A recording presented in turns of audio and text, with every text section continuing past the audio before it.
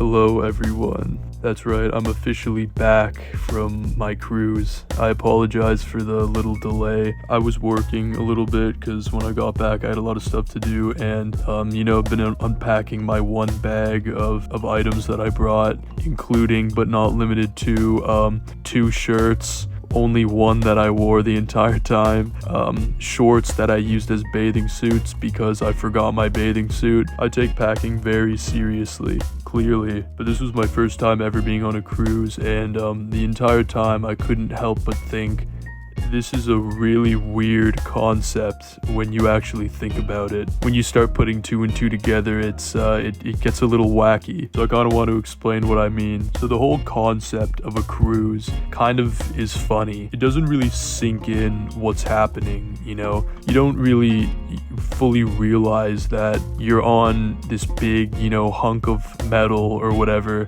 They used to build cruises, I don't really know. But you're just floating in the middle of the ocean, and it doesn't really sink in. You look out the window and it's just blue.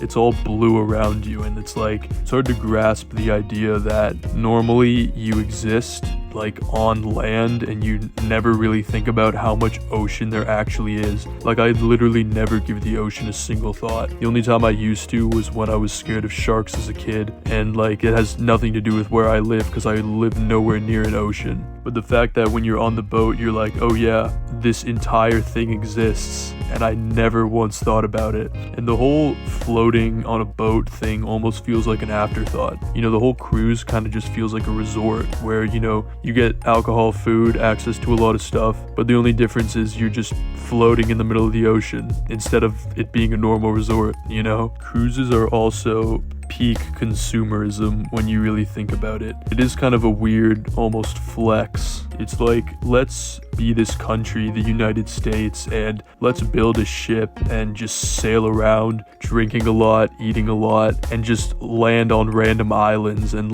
walk around. Imagine living on these islands. All your life is watching cruise ships pull in and probably being annoyed, being like, oh man, here's another round of annoying tourists ready to buy SpongeBob bucket hats made by us. But I feel like if I was a local on one of these islands, I'd probably be kind of annoyed with how many tourists are around all the time. They're like, wow, look, here comes another guy who's eating a receipt outside of a liquor store. Totally not, taken from my own experience. I definitely didn't do that while kind of drunk.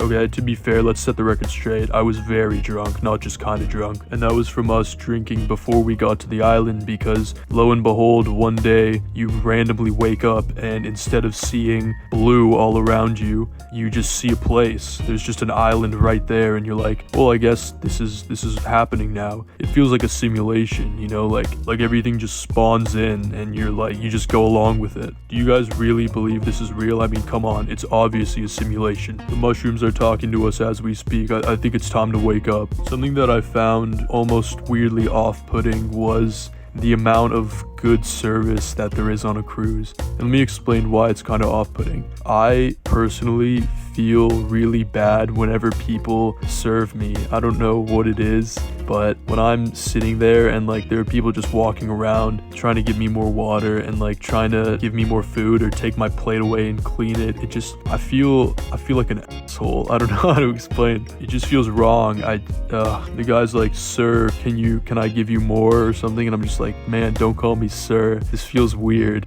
I personally hate wasting food and I can't stand when I do it, but it's such a common thing on cruises that I just feel horrible just leaving my plate there with even a little bit of food. I know this is probably my own problem, but that's also something I found really weird about cruises. So that's some general stuff, but let me give you the rundown of how ours went. So we went on what's called an ABC cruise. For those of you who are not familiar with the cruising lifestyle, now that I'm a pro, I'll let you know. I'll let you in on the little cruising secrets and the little lingo here and there that us cruisers like to use. We call ourselves cruisers. It's kind of a little in thing. So basically we went to Aruba, Bonaire, and Curacao. Maybe you've never heard of those places. I barely have, to be honest. I was kind of just excited about, drinking with my friends and having fun. A lot of people asked me where we were going before the cruise, and honestly, I couldn't answer them. I just did not know, because that was like the least important thing on my mind. The first day of the cruise was pretty wild. It was us, getting acquainted in our tiny bedroom. It was 4 people in one bedroom, so we had 4 little bunk beds, and it being like 5 p.m. and realizing we still have 15 drinks to hit for the drink package. So, we had to try our best. It was kind of a bad omen though, because my one friend hit 15 drinks and then lost his phone. That's right. The first night, he lost his phone somewhere on the cruise. He didn't really even care though, which was pretty funny, but we eventually did find it behind our bed. We had to put ourselves in the mind of a crazed drunk man who hit 15 drinks, and once we found it behind the bed, we were able to piece together the parts of the puzzle, and it was like he snapped right out of hypnosis because he remembered it all so vividly. He was watching reels at 5 a.m. His phone died, he got angry and threw it at the wall, thus landing behind the bed on the other side of the room. So thanks to us, he had a phone again. When we landed on our first island, Aruba, the craziest thing happened. It turns out that, and I didn't know this beforehand, but there's this giant orb in the sky, and it's really hot. Nobody warned us about this beforehand, by the way. And it turns out that if you're in front of it for long enough, it will burn you. I know, it's just outside is crazy. No wonder I don't go out there. When people say touch grass, no, they shouldn't. They're trying to kill you. It's all a ploy with the orb in the sky, trust me. Swear to God, don't do it. 3 of us got burnt so bad, including myself and my one friend who actually wore sunscreen. He was fine, but he couldn't sleep the next night because we were all so burnt that the collective temperature in the room rose and made it uncomfortable for him to sleep in. I just find that really funny that he still couldn't escape the pain. But it was the worst sunburn ever. I'm still peeling. But that's just a part of the cruise lifestyle. It's like half the people on this thing floating around in the ocean are just sunburnt like there's no tomorrow. Just got massacred. Speaking of which, the people you meet on cruises are really just one of a kind. That made it so interesting. There were a few top people who come to mind here. Like there was this one kid that we met in the bathroom who for some reason he was talking about being in the NBA, and he was like, oh yeah, I would have been in the NBA, and we were like, oh, what happened? And he's like, well, I'm not tall and I'm not good at basketball. And it's just like what? Like, well, yeah, obviously. It's like saying, yeah, I would have been a world famous chef, but I never put the time into cooking because I didn't like it, because I'm just not naturally gifted at it, or else I would have been a pro, would have been like Gordon Ramsay. Like, yeah, of course, that's just how the world works. Why do you feel the need to tell us this? And the people at the casino too, oh man. There was one guy talking about gambling, how his wife basically lost $6,000 at the casino, and so like the trooper he is, he started gambling like there was no tomorrow. And he was actually able to win 4,000 of it back. And so like the gentleman he is, he gave it to his wife, right? And you know what she does? She sees the money and she says, well, we have the money, I guess I can keep gambling. And she kept going and lost it all again. And he was like, the lesson in all of this?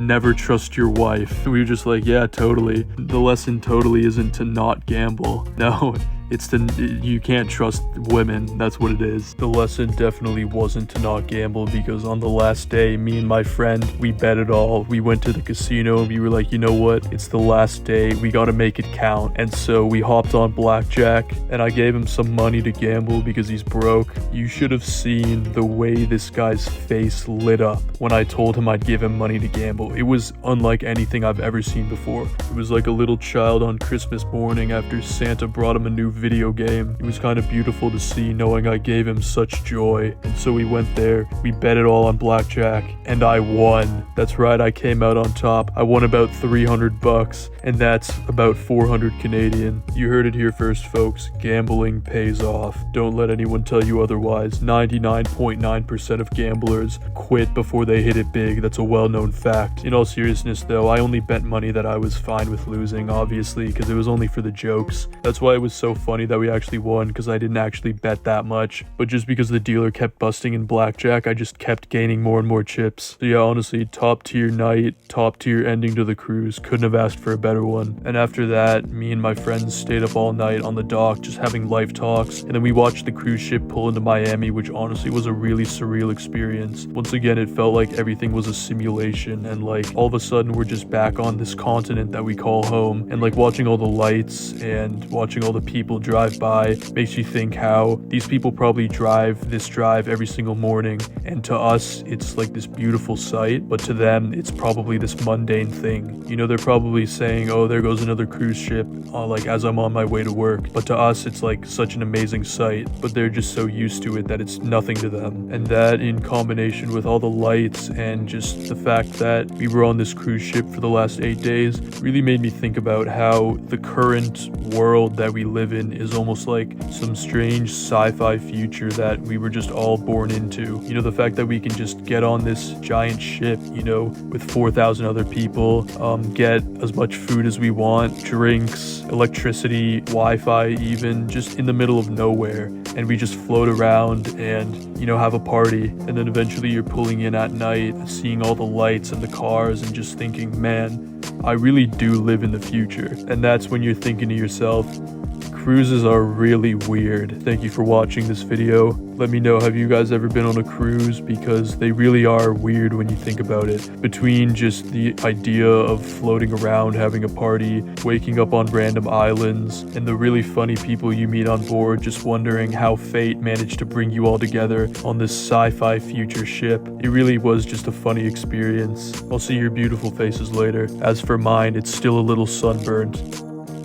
Bye.